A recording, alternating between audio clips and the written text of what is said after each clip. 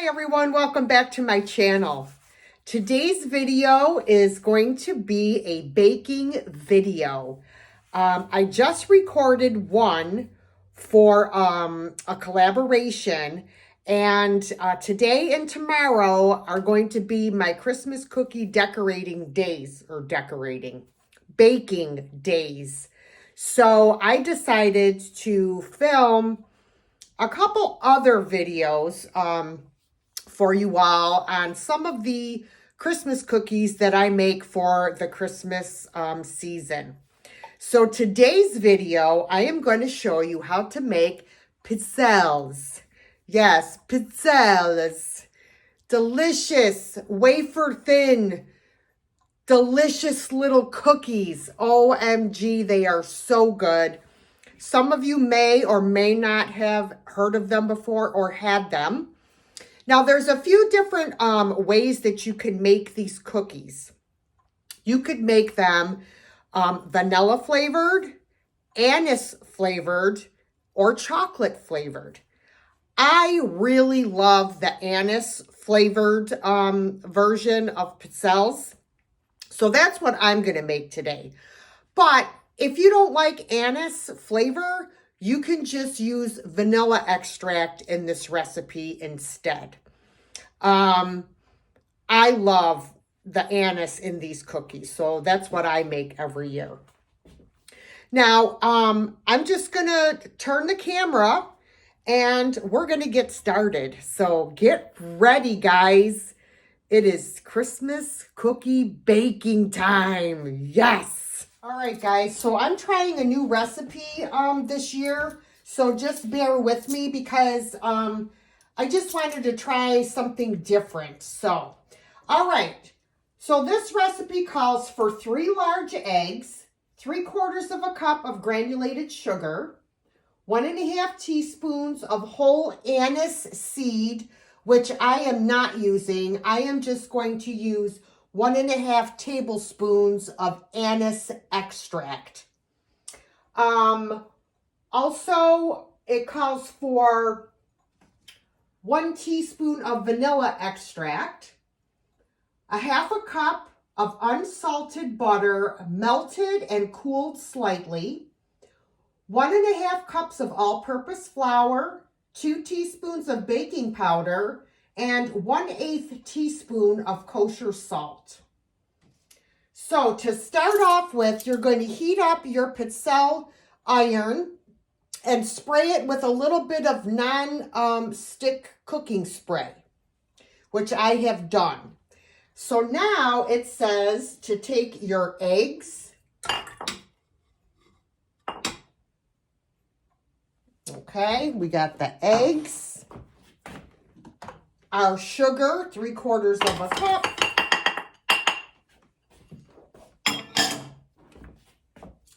and our vanilla and our anise extract. So this is what I have left of my anise extract. This should be 1½ tablespoons. Just about 1½. I got to remember to add this to my grocery list. Okay. And 1 teaspoon of vanilla.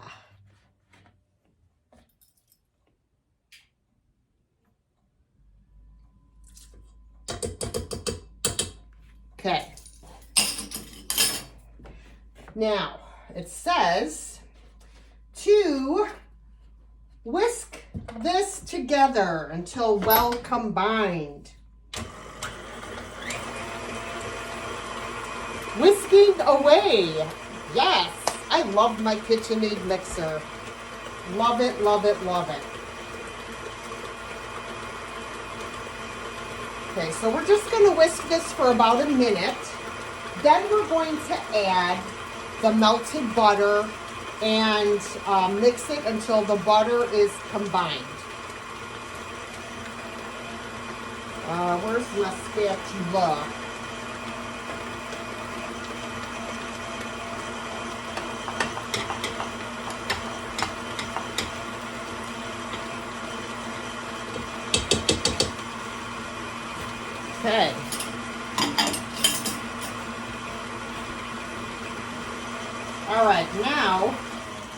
going to lower the speed. And in this bowl, I have combined my flour, my baking powder, and my salt, and I whisked it all together. Now I'm going to add this to the wet ingredients, a little bit at a time.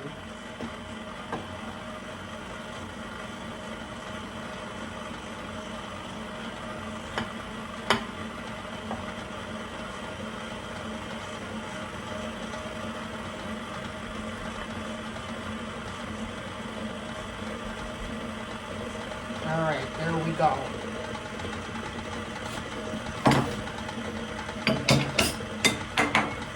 Show you guys. Whoops. I could never do a cooking channel. That is for damn sure. All right. We are going to turn that down. I am going to take my, look at, I got more flour outside of the bowl than I got in the bowl. I'm just going to make sure that all this flour, let me lower this a minute. Look at that. Gets combined. Scrape the sides of the bowls.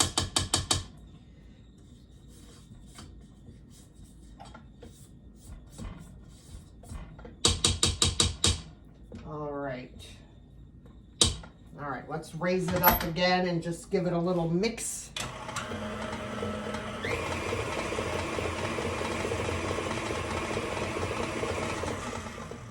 All right. And that is it for the batter, basically, guys. I'm going to take off my paddle attachment and clean off all of this lovely batter.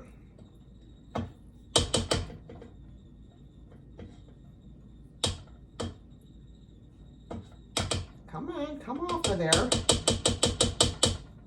I usually use my finger to get all of this loveliness off, which is probably what I'm going to do. I scrape it on the side of the bowl, and then I gather it all together with the spatula and stir it in, because I waste nothing. You all know that. This is a half of a cookie right here. Heck yeah. All right. There we go. Did I get it all? There.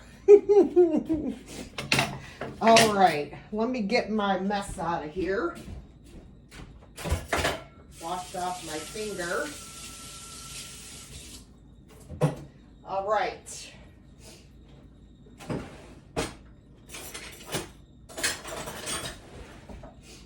All right, guys.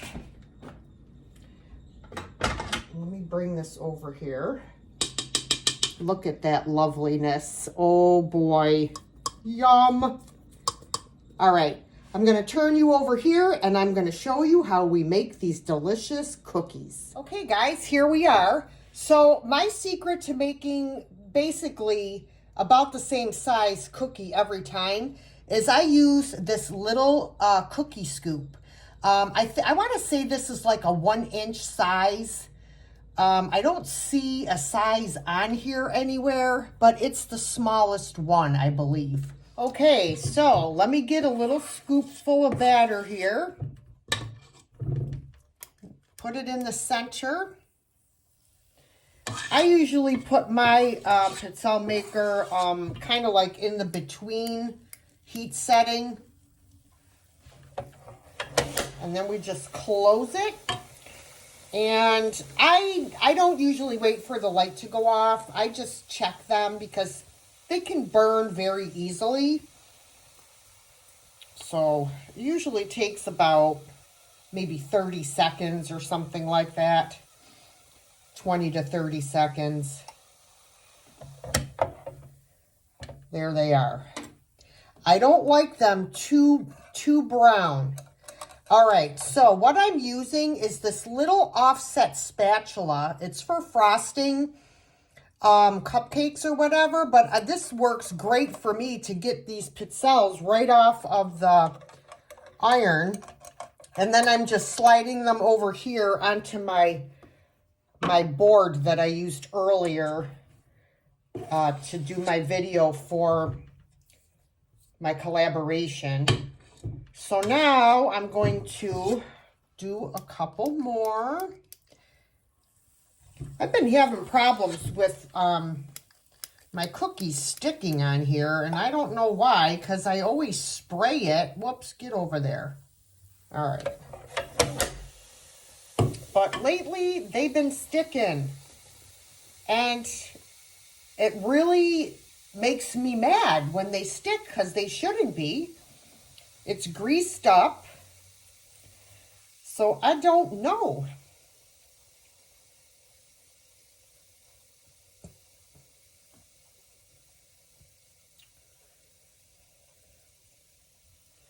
All right, I'm going to check it. There we go. Look at those. Those look lovely. Let me show y'all. Up! I dropped it.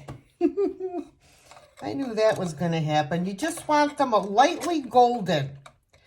Also, you never cover pizzelles to store them.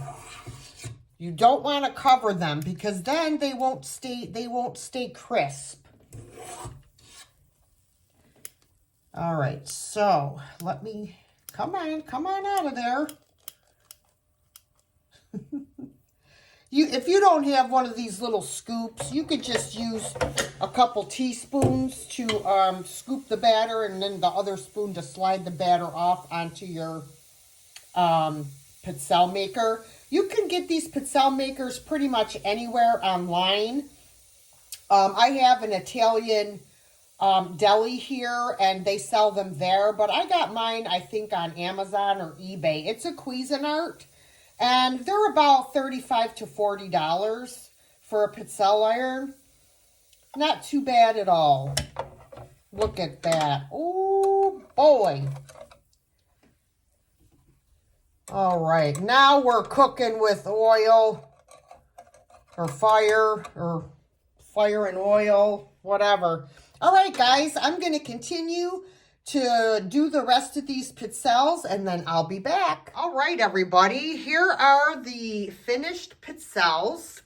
I had a couple casualties. That one broke in half, and so did that one. Which one? That one.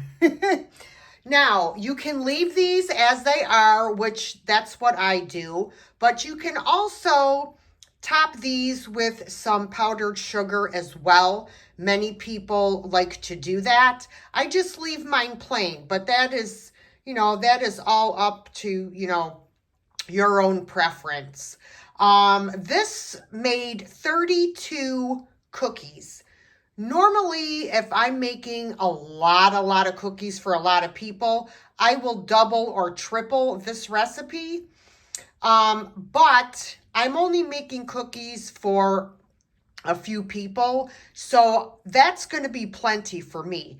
But you can feel free to double, triple, quadruple, whatever you would like to do with this recipe. And don't forget, do not cover these when you store them. Leave them in an opened container so they stay crisp. All right, everybody, that's going to do it for this baking video. I hope you enjoyed it. If you did, please don't forget to give me a thumbs up and share it with your friends. Leave a comment, and I will see you in my next video. Bye, guys.